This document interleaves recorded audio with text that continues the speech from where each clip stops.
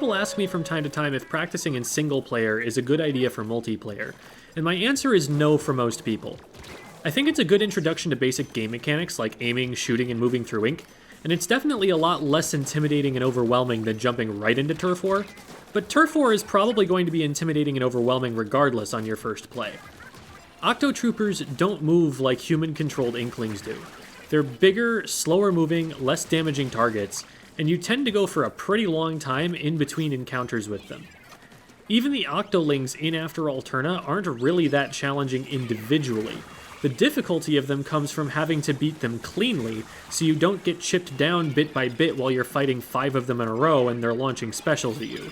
That's a situation an experienced player would always know just to avoid engaging on in PvP modes. And to make it at all doable, the Octolings themselves need nerfed decision-making, so they don't rush you all at once, so they miss their first roller flicks or blaster shots. Basically, they behave like the nameless grunts in action movies that wait their turn before going in one at a time to get smacked up by the hero. Octo Expansion had a few more moments that were good challenges. I especially like that there was a level where you just stayed in Inkjet and got to practice aiming it for longer than a few seconds at a time. I actually used that, and the fact that there isn't one of those levels for Trizuka is criminal for how weird that thing aims.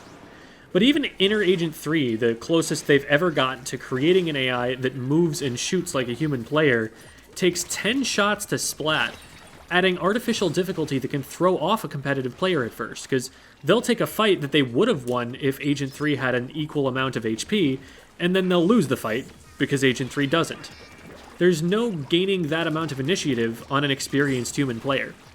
Approaching the Inner Agent 3 fight comes down to figuring out when the computer is and isn't going to return fire effectively, which isn't teaching you how to make real human players miss you or which fights are safe to engage on.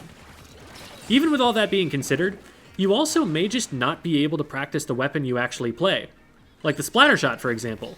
What's that you say? The hero shot is the same weapon? Not at upgrade level 3. My splatter shot doesn't do that. If I go into a multiplayer match expecting the weapon's going to fire that way, I'm building a habit that I'll have to unlearn. So, if you're trying to get better at multiplayer matches, your best practice is multiplayer matches. And of course, obviously there are some aspects of training to be a soccer player that will make you better at basketball. But if basketball is what you really care about, just play basketball. Competitive players don't just automatically dominate the Salmon Run leaderboards, because Salmon Run and PvP play require different mechanical skills and knowledge. So play what you want and enjoy the game the way you want to, but if, like me, your goal is to be the best specifically at beating other players in PvP modes, PvP is where your practice should be.